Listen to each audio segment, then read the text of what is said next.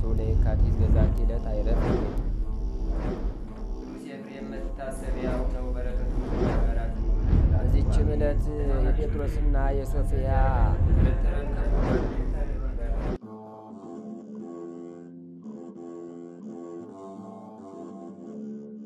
በስመ አብ ወወልድ ወመንፈስ ቅዱስ አሐዱ አምላክ አስሩ ለጥቅምት በዛቲ ዕለት አይረፈ አቡማኑኤል ሊቀ ጳጳሳት ዘሀገረ እስክንድርያ።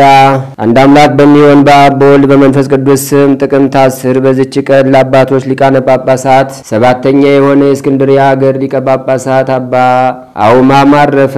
ይህም ቅዱስ ከታናሽነቱ ጀምሮ ንጹሕ ትሑት የሆነ ለእውነተኛ ሥራ ሁሉ የሚያገለግል ነበር። ቅዱስ አብርንዮስም ትሩፋቱን አይቶ ዲቁና ሾመው። በዲቁና አገልግሎትም 10 ዓመት ኖረ። የስጦስም ሊቀ ጵጵስና በተሾመ ጊዜ ትሩፋቱንና ሃይማኖቱን ቅንነት ተመለከተ። ምዕመናንንም ማስተማር እንደሚችል አውቆ ቅስና ሾመው። ከዚህም በኋላ ቅዱስ ዮስጦስ ባረፈ ጊዜ ይህን አባት አውማንዮስን መርጠው ሊቀ ጵጵስና ሾሙት። የአብያተ ክርስቲያናትንም ሥራ ሁሉ ተረከበ።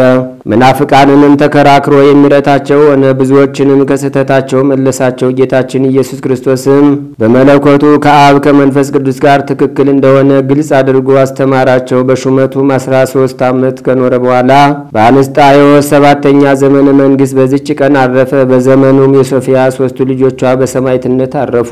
ለእግዚአብሔር ምስጋና ይሁን፣ እኛንም በዚህ አባት ጸሎት ይማረን፣ በረከቱም ከኛ ጋር ትኑር ለዘላለሙ። ሰላም ለአውማንዮስ ለሰናይት ዘሐረያ እስከደለወ ይሰየም በመንፈቀ ማርቆስ ዘእስክንድርያ በመንበረ ማርቆስ ዘእስክንድርያ ዘተጋደለ የሚጡሉዳ ለአቅሌስያ በመዋዕሊሁ ለንጉሥ አንስጣስያ አዋለዲሃ ለስም መጠወት ሶፊያ።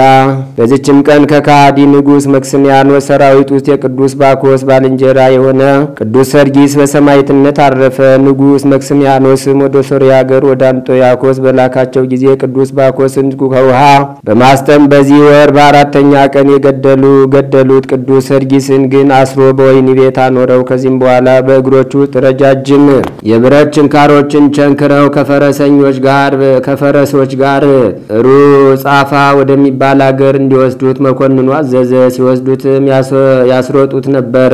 ደሙን በምድር ላይ እንደ ውሃ ይፈስ ነበር። በጎዳናም አንዲት ድንግል ብላቴና አገኘ። ከእርሷም ዘንድ ውሃን ጠጣ፣ ስጋዬን ተወስጂ ዘንድ እስከ ሩጻፋ ተከተይኝ አላት። እርሷም ራራችለት፣ ለጉልምስናውም አዘነችለትና ተከተለችው። አንጥያኮስም እንዲህ ብሎ ጽፏልና ሰርጊስ ትእዛዜን ተቀብሎ ለአማልክት ካልሰዋ ራሱን በሰይፍ ይቁረጡ። እርሱም ለቅዱስ ሰርጊስ ወዳጁ ነበርና ስለ እርሱም ይችን ሹመት አግኝቷት ነበርና። በዚያንም ጊዜ ወታደሩ የቅዱስ ሰርጊስን ራስ ቆረጠው። ያችን ብላቴና ቀርባ ከእርሷ ጋር በነበረ የጸጉር ባዘቶ ከአንገቱ የፈሰሰውን ደሙን ተቀበለች። የስደቱም ወራት እስካለፈ ድረስ ስጋውን ጠበቀች። ከዚህም በኋላ ያማረች ቤተክርስቲያን ተሰራችለት። 15 ኤጲስቆጶሳትም አከበሯት። የቅዱስ ሰርጊስንም ስጋ በውስጧ ኖሩ። ከእርሱም ብዙ ድንቆች ታምራት ተገለጡ። እጅግ ሽታው ጣፋጭ የሆነ በሽተኞችን የሚፈውስ የሽቱ ቅባት ከስጋው ይፈስ ነበርና ለእግዚአብሔር ምስጋና ይግባው። እኛንም በዚህ በቅዱስ ሰርጊስ ጸሎት ይማረን፣ በረከቱም ከኛ ጋር ትኑር ለዘላለሙ። ሰላም ለሰርጊስ እንተላይሌው ሐለፋ መዋግደ ስቃይ ኩሎን በምድረ ፎራት ወሩጻፋ ሐራዊ በመጥባየታ መለክሳዱ ሰየፋ ከመተመነ ወከመተሰፈው ተስፋ ለአክሊለ ሕይወት ወስም ይዜ ተወክፋ። በዚችም ቀን መስተጋድል የሆነ ቀሲስ ዮሐንስ አረፈ። ይህም ቅዱስ ከተጋድሎ ብዛት የተነሳ ራሱን በሚላጭ ጊዜ በውሃ ያርሰውም። እግዚአብሔርን በጸሎቱ ይማረን፣ በረከቱም ከኛ ጋር ትኑር ለዘላለሙ። ሰላም ለዮሐንስ ዘአጻመወ ነፍሶ እንፍቶተ ዓለም ዘበተገስጾ ዝንቱ ጻድቅ አክሊለ ምስጋና ሐሲሶ ምንተኒ በማይን በለያ ርሶ በአፈ መላጺት ቀረጽ ወይትላጸይ ርሶ። አንድ አምላክ በሚሆን በአብ በወልድ በመንፈስ ቅዱስ ስም ጥቅምት 11 በዚች ቀን የአንጾኪያ ሊቀ ጳጳሳት ቅዱስ አባት ያዕቆብ አረፈ። በዚችም ቀን ገድለኛዋ ቅድስት ጲላጌያ አረፈች። በዚችም ቀን ደግሞ ለሰማዕት አርማሚ መታሰቢያው ነው። በረከቱም ከኛ ጋር ትኑር ለዘላለሙ።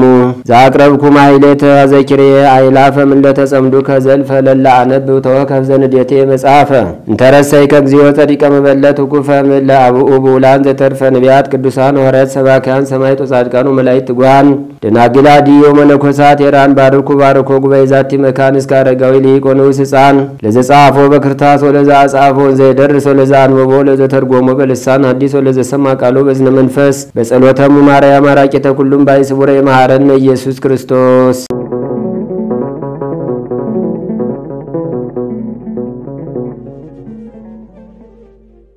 በስመ አብ ወወልድ ወመንፈስ ቅዱስ አሐዱ አምላክ አሜን። አንድ አምላክ በሚሆን በአብ በወልድ በመንፈስ ቅዱስ ስም በስላሴ ስም ሰይጣን ሆይ እክድሃለሁ፣ አወግዝሃለሁ። ከክፉ ጥፋትም ከጣዖት ሁሉ ከጥንቆላም ሁሉ አወግዝሃለሁ። አንድ አምላክ በሚሆን በአብ በወልድ በመንፈስ ቅዱስ ስም በከበረች በስላሴ ስም በመስቀል ምልክት ሰይጣን አወግዝሃለሁ። አንድ አምላክ በሚሆን በአብ በወልድ በመንፈስ ቅዱስ ስም አምናለሁ። በስላሴ አንድነትና ሶስትነት አምናለሁ። አንድ አምላክ በሚሆን በአብ በወልድ በመንፈስ ቅዱስ ስም አወግዝሃለሁ። በጲላጦስ አደባባይ ሰማዕት በሆነ ሞቶ በተነሳ በአባቶሪና ባለ በኢየሱስ ክርስቶስ አወግዝሃለሁ። በነቢያት የተነገረ በሐዋርያት ላይ የወረደው ጥበብን ያስተማራቸው በየሀገራቸው በየቋንቋቸው መተርጉማን የሆኑ ዘንድ የዚህን ዓለም ጥበብ የነገራቸው ለዘላለሙ የማትጠፋ ሃይማኖት የወሰነና የደነገጉ ሃይማኖታቸው የቀና 318 ሊቃውንትን የሰበከላቸው በአራቱ ወንበር ሆነው በወንጌል ቃል አንድ ሆነው ሕዝቡን ይጠብቁ ዘንድ ለወንጌላውያን ያስተምራቸዋል። ያስተማራቸው ዮሐንስ በዓይኑ እያየ በእርግብ አምሳል በዮርዳኖስ የወረደው በእርሱ ላይ በእርግብ አምሳል ሲወርድ እርሱ መንፈስ ቅዱስ እንደተናገረ እኔ የወደድኩት የመረጥኩት ልጄ ይህ ነው ብሎ አብ መሰከረለት። ከዚህ በኋላ ሰይጣን የፈተነው ተሸንፎ የተወው ሰይጣን እንደ መብረቅ ከሰማይ ሲወርድ አየሁ እንዳለ አይጎዳችሁም ብሎ ለሐዋርያት ባላቸው ቃል ሰይጣን ሆይ አወግዝሃለሁ። ድውያንን ፈወሱ፣ ለምጻሞችን ማነጹ፣ አጋንንትን አወጡ፣ የሰይጣን ኃይል ሁሉ ድል ንሱ ብሎ ለሐዋርያት በነገራቸው በዚህች ቃል ሰይጣን አወግዝሃለሁ። በርቶሎሜዎስ ስራቸውን መርምሮ ሰይጣንን እንዳሰራቸው እንደረገጣቸው እንደዚሁም ከባህሪ ከነፍሴና ከስጋዬ ይፈሩ አይቅረቡ፣ መንፈስ ርኩስ ዝም ብለህ ውጣ ብሎ ለአጋንንት በነገራቸው ቃል ሰይጣን አወግዝሃለሁ። የኔን ነፍስና ስጋ እንዳትዳስሱ አወግዛቸዋለሁ። ትንቢታቸው በደረሰላቸው በ15ቱ ነቢያት ሰይጣን አወግዝሃለሁ። ከ500 ወንድሞች ጋር አንድ ሆነ የወንጌልን ቃል በሰበኩ በ12ቱ ሐዋርያት ሰይጣን አወግዝሃለሁ። በሲኖዶስ ስርዓት በተሰበሰቡ ሊቃነ ጳጳሳት፣ ቀሳውስት፣ ዲያቆናት፣ ካህናት ሃይማኖታቸው በቀናች በ318 ሊቃውንት ሰይጣን አወግዝሃለሁ። በአራቱ ወንጌላውያን በማቴዎስ፣ በማርቆስ፣ በሉቃስ፣ በዮሐንስ ከ40ቱ እንስሳ ጋር አንድ በሆኑ ፊታቸው የሰው የአንበሳ የላም የንስር መልክ ያላቸው ሁለመናቸው ኃይልን በተሞሉ በእነዚህ ሰይጣን አወግዝሃለሁ። አገራቸው በእምነት በወረሱ በሶስቱ አባቶች በአብርሃም በይስሐቅ በያዕቆብ ሰይጣን አወግዝሃለሁ። ዳግመኛ ምድርን በንፍር ውሃ እንዲያጠፉት ከጌታ ጋር ቃል ኪዳን ባደረገ በኖህ ሰይጣን አወግዝሃለሁ። የኦሪት ሕግ የእግዚአብሔር ሕግ በድንጋይ ጽላት በተቀመጡ ካህናት በሙሴና በአሮን ሰይጣን አወግዝሃለሁ። እስራኤላውያን ምድረ ርስትን ያሻገራቸው የናዝሬቱ ክርስቶስ ስሙን በተሸከሙ በኢያሱ ሰይጣን አወግዝሃለሁ። በእግዚአብሔር ኃይል ሳሙኤል ሰይጣን አወግዝሃለሁ። ከሁሉም ወንድሞቼ በተመረጡ በምርጡ በዳዊት ሰይጣን አወግዝሃለሁ። የእግዚአብሔር ቤት በሰራ አጋንንት በገዛ ልጁ በሰለሞን አወግዝሃለሁ። በኤልያስና በኢያሱ በሕዝቅኤል በዘካርያስ በሰለስቱ ደቂቅ አናንያ አዛሪያ ሚሳኤል በዘካርያስ በዮሐንስ መጥምቅ ሰይጣን አወግዝሃለሁ። በስላሴ አንድነትና ሶስትነት በቤተ ክርስቲያን በሰማያውያን ጳጳሳት በተሾሙ ካህናት፣ ዲያቆናት፣ አናጉንስጢስና መዘምራን የቅዱሳን ማህበር በሆነ በሁሉም ካህናት በሁሉ ቅዱሳን ማህበር ፍጹማን በሆኑ ሊቃነ ጳጳሳት ማህበር ሰይጣን አወግዝሃለሁ። ቁጥራቸው ብዙ በሆነ በሚካኤልና በገብርኤል በሱራፌልና በኪሩቤል በሩፋኤልና በሳውቄል ሰይጣን አወግዝሃለሁ። ስውር በሆነ በአማኑኤል በሙናኤልና በአምናቴር በአብያቴር በአቦል መንፈስ ቅዱስ አወግዝሃለሁ። አንገቱን በሐብል በታነቀ በቅዱስ በርቶሎሜዎስ ሰይጣን አወግዝሃለሁ። ሐዋርያት በሰበሰባት በቅድስት ቤተክርስቲያን ሰይጣን ሆይ አወግዝሃለሁ። በቅድስት ሥላሴ አንድ አምላክ በሚሆን በአቦል መንፈስ ቅዱስ ስም ሰይጣን አወግዝሃለሁ። ከእኔ ትወጣ ዘንድ ዳግመኛ እንዳትመለስ ነፍሴና ስጋዬን እንዳትዳስስ ሰይጣን አወግዝሃለሁ። የመስቀሉ ረድኤትና በረከት በሁላችን በሕዝበ ክርስቲያን ላይ ጸንቶ ይኑር ለዘላለሙ አሜን። ማነው ወገኔ ተዋህዶ ክርስቶስን አትሰብክም ያልከኝ? ማነው ዝም ብለህ ጥቅስ ይዘህ የምትሮጥ እምዬ ተዋህዶ ክርስቶስን አታውቅም የምትለው? የተዋህዶ ታሪኩ ጊዜም የመታረድ ታሪክ ነው። በሰላ ስለት ላይ የመራመድ ታሪክ ነው። በሞቶ መካከል የማለፍ ታሪክ ነው። ጳጳሳትን ጣት ቀስረናል። በሰፈር ሐሜት ሰው አንድደናል። እናንተ ወገኖች አንድ ነገር ልንገራችሁ፣ ሲኖራችሁ እንደ ታቦተ ጽዮን በዙሪያችሁ የሚያሸበሽብላችሁ ብዙ ነው። በገንዘቡ ከጋለሞቶች ጋር ዘለለ ይላል፣ ከአመፀኞች ጋር አደረ ይላል፣ በዝሙት ሕይወት ወደቀ ይላል። አስረሽምችው ነው፣ ዘፈን ነው፣ መዝለል ነው፣ ገንዘቡን መርጨት ነው። እግዚአብሔር የዛፉን ሿሿታ የአዋፉን ድምፅ ሊያሰማን ይሆን የጠራን? እማዬ እግዚአብሔር አሁን ምን ይልሽ ይሆን? አባዬ እግዚአብሔር አሁን ምን ይልሽ ይሆን? አጥንተ ጠንካራ ወንድሜ፣ አጥንተ ጠንካራ እህቴ እግዚአብሔር ምን ይልሽ ይሆን?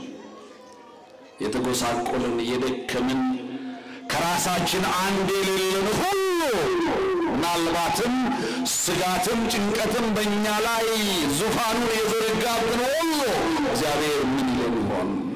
ግዴላችሁም እግዚአብሔርን እንስማ። ማንን እንስማ? ማንን እንስማ? ማንን እንስማ? አዎ አውቃለሁ የብዙዎቻችን እንባ ከእናታችን ርቆ እየፈሰሰ ነው። የብዙዎቻችን ለቅሶ አጥንታችንን እየሰበረ ነው። የሞራላችንን ደረጃ እያወደቀው ነው ያለው። እመኑ፣ እናት አባት፣ ሳይንስ፣ ቴክኖሎጂ በማይደርስበት እንባ ላይ እግዚአብሔር ደራሽ ነው። ማን ደራሽ ነው? ማን ደራሽ ነው? እግዚአብሔር ይደርስልናል። እግዚአብሔር አንድ ነገር አለው ስሙ ወገኖቼ። እግዚአብሔር ዓላማ አለው ስሙ ወገኖቼ። ከዚያችኛዋ የዓለም ጉዳይ ወጥተን ወደ መቅደሱ የተሰበሰብን ሁሉ እግዚአብሔር ለእኛ መልእክት አለው። ስለዚህ እንደ ባለመብት እንስማ። በአባቱ ፊት እንደቆመ ሕፃን እንስማ። በወላጆቹ ፊት እንደሚመካ ሕፃን ግድ የላችሁም እግዚአብሔርን እንስማ። ጉድለቱማ በሕይወታችን አለ፣ ድክመቱማ በሕይወታችን አለ፣ ስህተቱማ በሕይወታችን አለ። እዚህ የቆምነው ከነ ስህተታችን ነው። እግዚአብሔር በመቅደሱ ከነ ስህተታችን ስንመጣ ምን ይለን ይሆን? በመጀመሪያ የተፈጠርንበት ዋና ዓላማ እግዚአብሔርን ማመስገን ነውና እስኪ አንድ እግዚአብሔርን አመስግኑ። ዛሬ የእናታችን የቅድስት ክርስቶስ ሰምራ በዓል ይከበራል። የጻድቁ አባታችን የአቡነ ተክለ ሃይማኖት በዓል ይከበራል። እስኪ እልል በሉና አመስግኗቸው ቅዱሳኑን ሰማዕታቱን። የእግዚአብሔር ልጆች እስኪ ይህን ቃል ከኔ ጋር ተናገሩ። የሰባውን በሉ እስኪ ፍሪዳ አምጥታችሁ ረዱለት። የዚህ ርዕስ የዚህ ትምህርት መሰረታዊ ዓላማ እግዚአብሔር እኛ ልጆቹን የሚወድ ጨካኝ አፍቃሪ መሆኑን መመስከር ነው። ለዛ ነው ጸጥ ብለን እንስማ ያልኳችሁ። ለዛ ነው ልባችንን ወደ ዙፋኑ ዘርጋ ያልኳችሁ። ለዛ ነው እዚህ የምትመለከቷቸው ካህናት ያለ ደሞዝ ሙሉ የቤተ መቅደስ አገልግሎት እየሰጡን ያሉት። አንድ ነገር ስላለ፣ አንድ ጉዳይ በሕይወታችን የሞላልን የለንም። ልብሱ ሞልቶ ጫማ መጉደሉን አይደለም የምነግራችሁ። ስግደት ብርቱ ሆነን ሐሜተኞች ልንሆን እንችላለን። ዘማሪ ሆነን ወደ ዘፈኑ ልንሄድ እንችላለን። ጾመኞች ሆነን ከነቂና ያለነው ኑሮ የሞላች መስሎን እንዳሞሌ ጨው ብዙዎችን ደልለን ይሆናል። እግዚአብሔር ይድረስልን። የጎደለን ነገር አለ እንመን። የሰራነው ስህተት አለ እንመን። ታዲያ እግዚአብሔር በስህተት የሚጋረፍ ነው ወይ? ኃጢአት እየዘረዘረ በዛንጀር የሚማታ ነው ወይ? እግዚአብሔር ማን ነው? እኛ ማን ነን? ምስጢሩን ይግለጽልን ወገኖቼ። በዚህ በሉቃስ ወንጌል ምዕራፍ 15 ከቁጥር 20 ጀምሮ በመናነበው የእግዚአብሔር ቃል ላይ አንድ ልብ የሚነካ የክርስትና አስተሳሰብ ማዕከል የሆነ አንድ ምሳሌ አለ። ምሳሌውን ለደቀ መዛሙርቱ ሊሰሙት ሊያደምጡት ለተሰበሰቡት የተናገረው መድኃኒታችን ኢየሱስ ክርስቶስ ነው። አባታችን ኢየሱስ ክርስቶስ ነው። ቤዛችን ኢየሱስ ክርስቶስ ነው። ሕይወታችን ኢየሱስ ክርስቶስ ነው። ክብር ለስሙ። እልል በሉና መስግኑት። ማነው ወገኔ ተዋህዶ ክርስቶስን አትሰብክም ያልከኝ? ማነህ ዝም ብለህ ጥቅስ ይዘህ የምትሮጥ እምዬ ተዋህዶ ክርስቶስን አታውቅም የምትለው? እርምህን አውጣ። ለተዋህዶ መሰረቷም ጉልላቷም ሕይወቷም አገልግሎቷም ኢየሱስ ክርስቶስ ነው። ክብር ለስሙ ይሆንለት። ኢየሱስ ክርስቶስ ነው። የኛ ኢየሱስ ክርስቶስ ሌጣ አይደለም። በቅዱሳን የደመቀ ነው። ክብር ለስሙ ይሆንለት። በሰማዕታት የደመቀ ነው። በመላእክቱ የሚሸበሸብለት የሚዘመርለት አምላክ ነው። ጌታ ኢየሱስ ክርስቶስ ለደቀ መዛሙርቱ እንዲህ አላቸው። ለአንድ ባለጸጋ አባት 2 ልጆች ነበሩት። ከሁለት ልጆች መካከል አንደኛው አባቴ ሆይ ባንተ ቤት መቀመጥ ሰልችቶኛል፣ ካንተ ጋር መሆን ሰልችቶኛል፣ ካለህ ብዙ ጸጋ ካለህ ብዙ ሀብት ድርሻዬን ስጠኝ፣ አካፍለኝ፣ ከወርቆ ከዕንቁ ከአልማዙ ከእንስሳው ከሀብቱ ከገንዘቡ ሁሉ አካፍለኝ፣ እሄዳለሁ አለ። የት ትሄዳለህ? ካንተ ውጭ እኖራለሁ። ኧረ ተው ልጄ ከሕሊናህ መከር፣ ልጁ እምቢ አለ። ኧረ ተው ተመለስ፣ እምቢ አለ። ግድ የለህም ከኔ ጋር መሆን ይሻላል፣ አልፈልግም አለ። ከዚያ በኋላ አባትየው ልጁን ሲወደው እስከ ነፃ ፈቃድ የወደው ነበርና እንግዲያውስ ያለውን አካፍሉና ስጡት አለ። በአባቱ ቤት የሚደርሰውን ድርሻ ሁሉ ይዞ የማታልቅ የማትሟሟ የምትመስለውን ፕላኔት በገንዘብ አስሮ በሰረገላ ተጭኖ ከአባቱ ቤት ወጥቶ ሄደ ይላል። ሩቅ አገር ከሄደ በኋላ ሩቅ አገር ከሸሸ በኋላ አሁን የሚያውቀኝ የለም፣ አሁን የሚሰማኝ የለም፣ አሁን የኔን ነገር የሚረዳ የለም፣ እንደፈለኩ ልሁን ብሎ በገንዘቡ ከጋለሞቶች ጋር ዘለለ ይላል። ከአመፀኞች ጋር አደረ ይላል። በዝሙት ሕይወት ወደቀ ይላል። አስረሽምችው ነው፣ ዘፈን ነው፣ መዝለል ነው፣ ገንዘቡን መርጨት ነው። ይህን ሁሉ እያደረገ ኖረና አንድ ቀን ከእንቅልፉ ሲመጣ ገንዘቡን ተከትለው የተከተሉትም የሉም። ብድር ቢጠይቅ ያኔ የሚያሸበሽበው ሁሉ ራቅ። እናንተ ወገኖች አንድ ነገር ልንገራችሁ፣ ሲኖራችሁ እንደ ታቦተ ጽዮን በዙሪያችሁ የሚያሸበሽብላችሁ ብዙ ነው። ቀን ዓለም ጊዜ ገንዘብ ዞር ሲል ደግሞ ይሄዳል ነው። ማየ እዛ ጋር እንደው ዝም ብዬ ስገምት እዛ ጋር የምመለከቱት ወይም እዚህ የማያችሁ እናቶች አሜሪካ ያለው ልጅና ኢትዮጵያ ያለው ልጅ እኮ የሚታየው አባ ዶላርና ብዙ ይደረግለታል።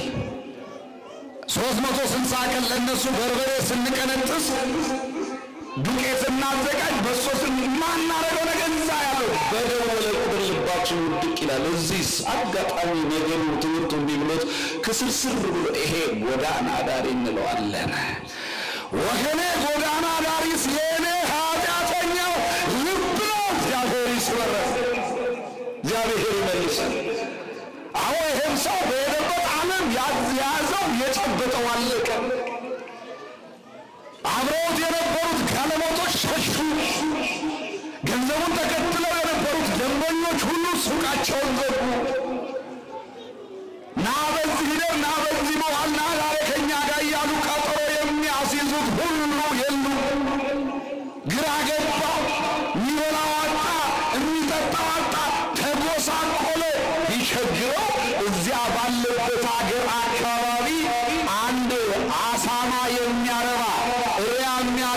ሰው ነበርና እሱ ቤት ሄዶ ተቀጠረ።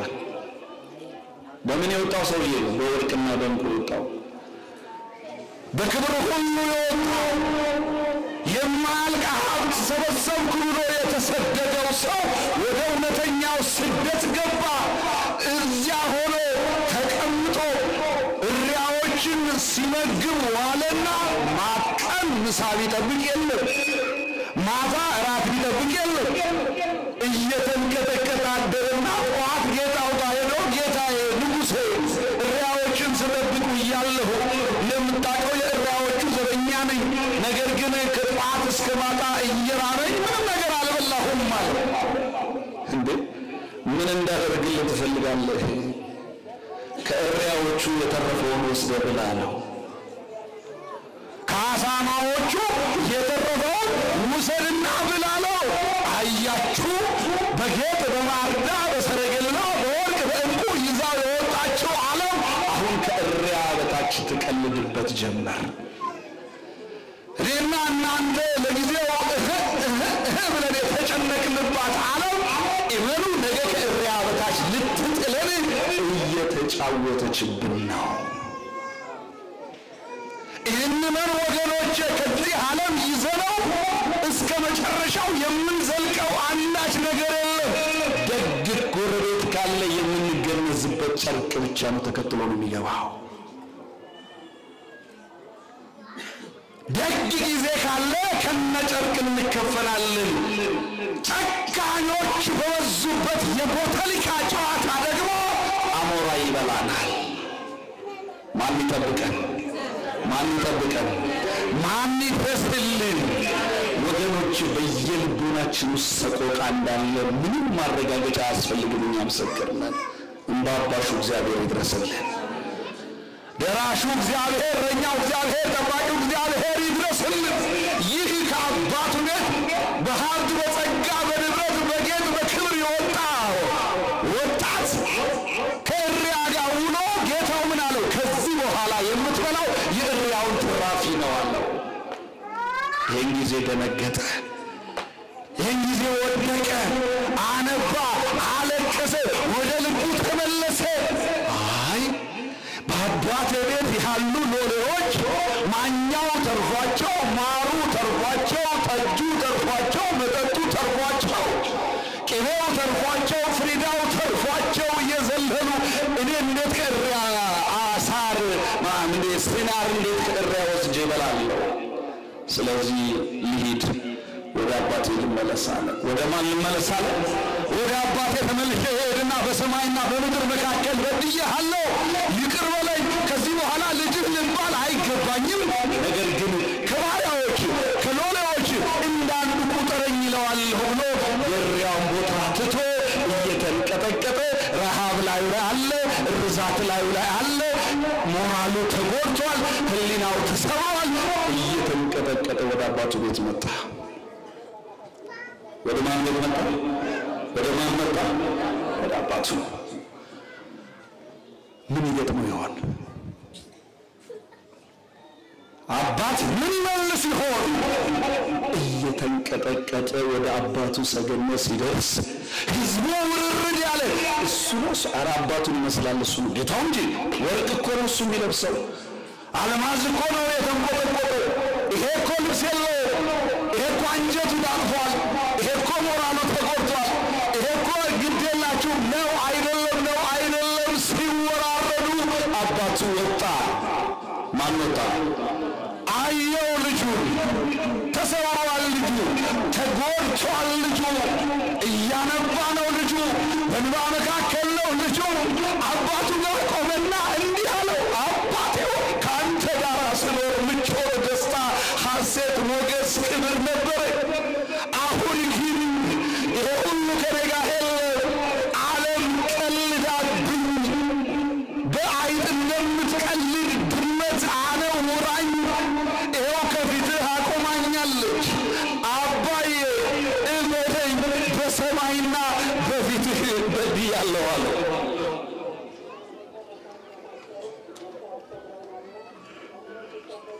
አልበደሉም ሰዎች? ምን ጥፋት የለብንም? እፈልጋለሁ ልጅ አትበለኝ ግን ርቦኛልና ቢያንስ እንደበላሁ እንድኖር ከሌሎቹ መካከል እንዳንዱ ቁጠረኝ አለው ልጅነቴን ተወው ባሪያ አድርገኸኝ በአንተ ቤት ተመልሼ ላገልግል አለው አባቱ እያጎነበሰ ነበረ ልጁ መሬት ላይ ሊወድቅ ሲል አባቱ እስከ ስር ተነጠፈና አነሳው እመነኝ ልጄ አጥፍተሃል በድለሃል ሸሽተሃል ተመልሰህ አባቴ ብለህ መጥተሃል ባሪያ አይደለህም ሎሌ አይደለህም ሰራተኛ አይደለህም እመነኝ ልጄ ነህ ክብር ለስሙ ይሁንለት ልጄ ነህ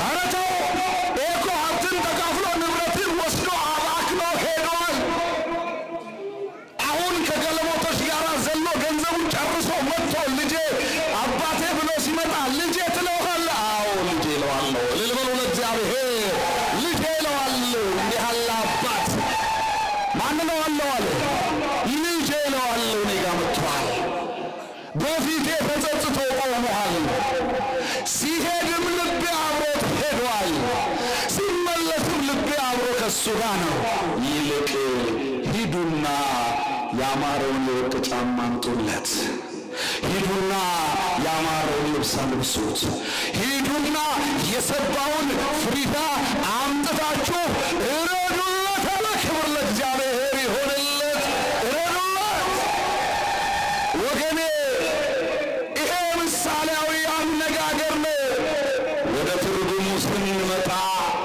ወደ ምሳሌው አተረጓጎም ስንመጣ የአባቱን ጸጋ የአባቱን ንብረት የአባቱን ሀብት ተካፍሎ ከዚች ዓለም ጋር ተሽሞንሙኖ መጨረሻው ውርደት የሆነው ማለት እኔና እናንተ ኃጢአተኞቹ ነን ተሽሞንሙነናል ሽር ጉድ ብለንላታል ጳጳሳትን ጣት ቀስረናል በሰፈር ሐሜት ሰው አንድደናል እንዲሁ በጽድቅ ረሃብ ውስጥ እየተሰቃየን ነው ያለነው ያ ኃጢአተኛ የተባለው ሰው ከእግዚአብሔር ጸጋ ከእግዚአብሔር በረከት ከእግዚአብሔር መግቦት ሸሽቶ የወጣው በኃጢአት ዓለም ውስጥ የተሸነፈው የኃጢአተኛው ዓለም ምሳሌ ነው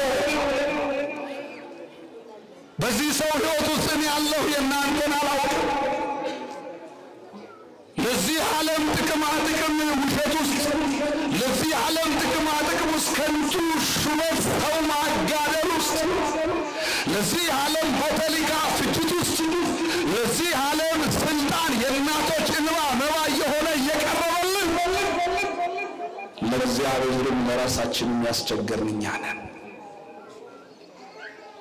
ያላውቅም እናንተ በምድር ኃጢአት አልዳሰሰኝም የምድር ኃጢአት አልነካኝም የምድር ስህተት በኔ የለም እግዚአብሔር ቢል ጻድቅ ነኝ የሚል ካለ እሱ እድለኛ ነው እዚህ ካለን እድለኞች በዚህ ኃጢአት ውስጥ በዚህ በደል ውስጥ በዚህ ነውር ውስጥ ካለን እንደ ጠፋው ልጅ ከባከንበት አሁን በእግዚአብሔር ፊት ቆመናል በማን ፊት ቆመናል አዎ ስለዚህ ያ ኃጢአተኛ የተባለው ያ ጥፋተኛ የተባለው ያ የጠፋው ልጅ ማለት በኃጢአት ዓለም ውስጥ ያለው የአዳምና የልጅ ልጁ ምሳሌ ነው አባት ሆኖ በዙፋኑ ላይ በናፍቆት ልጁን ሲጠብቅ የነበረው በናፍቆት ሲሰቃይ የነበረው ልጆቹን እየጠበቀ ያለው እመኑ አባት ያደግ ልጁ ሲመጣ ልጄ ብሎ ያነሳው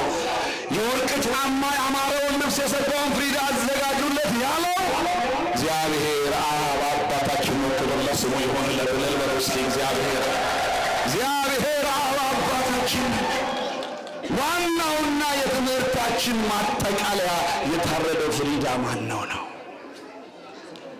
የታረደው ፍሪዳ ማን ነው ወገኖቼ ያ የታረደው ፍሪዳ የኔና የእናንተ ቀጥተኛ ጉዳይ ነው የኔና የእናንተ ቀጥተኛ ህይወት ነው የታረደው የዘላለም ረሃባችንን ለማስታገስ ለቤዛነት ነው ልልበሉና አመስግኑ፣ እግዚአብሔርን አመስግኑ። እስኪ ቆም ብለን አንድ የመታረድ ታሪክ እናንብብ። የተዋህዶ ልጆች እንደምን ናችሁ? የተዋህዶ ልጆች እንደምን ሰነበታችሁ?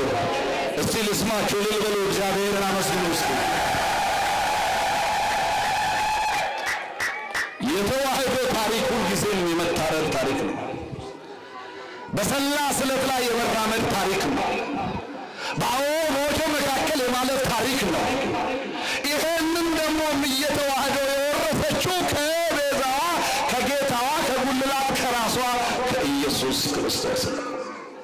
በዚህ ኦሪት ዘፍጥረት ምዕራፍ 22 ከቁጥር 7 ጀምሮ በምናነበው አንድ ታሪክ ላይ የመታረድ ታሪክ እንመለከታለን። እሱ የእግዚአብሔር ሰው የእግዚአብሔር ወዳጅ የሆነ አብርሃም እግዚአብሔር ሲፈትነው ከእግዚአብሔር ቤት ከአገልግሎቱ ከመቅደሱ ልቡን ጥሎ ወደ ልጁ ወደ ይስሐቅ ልቡ በወደቀበት ጊዜ እግዚአብሔር ይስሐቅን ሰዋልኝ አለው። ማንን ሰዋልኝ አለው? አንድ ልጁን ሊሰዋለት እግዚአብሔር እንደሚፈልግ ለአብርሃም ሲነግረው አብርሃም እሺ ጌታዬ ልጄን በሞሪያም ተራራ እሰዋዋለሁ ብሎ ልጁን ይዞ ሄደ። እየሰማችሁ ነው? እግዚአብሔር ይስማችሁ። ከእኔና ከእናንተ መካከል ለእግዚአብሔር ልጁን የሚያርድ እጁን ያውጣ እስኪ። አናደርገውም፣ በእውነት አናደርገውም። የሚያሳሳውን የልጄን አይን እያየው እግዚአብሔርን ይሻለው። እሱ በጣም ከባድ ነው። ጊዜ እኮ የለንም፣ እንቅበጠበጣለን። እዚህ እንኳን ሆናል እናሰላለን። እቁቡ ቀጠሮ ምኑ እዛ ሄደን እኮ ማታ አልጋ ላይ ስንተኛ በዚህ ዓለም አንዳች ሳናተርፍ እኮ ነው አንሶላ ስር የምንገባው። እግዚአብሔር ይጠብቀን። አብርሃም ግን እሺ ብሎ ይዞ ሲሄድ በጣም የሚያስደንቀው ታሪክ ልጁ መንገድ ላይ አባቱን ጠየቀው። አባቴ ገመዱን ይዛል? አዎ ይዣለሁ። እሳቱን ይዛል? ይዣለሁ። ስለቱን ይዛል? ይዣለሁ። የሚታረደው በግ ወዴት ነው አለው። ደነገጠ አባቱ። ጥያቄው እግዚአብሔር የአብርሃም ይስሐቅን እንደሚያርደው ያውቃል። አይዞ ልጄ እኔ እናንተ ወደ ተራራው እንሂድ፣ የሚታረደውን በግ እግዚአብሔር ያዘጋጃል። ማን ያዘጋጃል? ማን ያዘጋጃል? ማን ያዘጋጃል?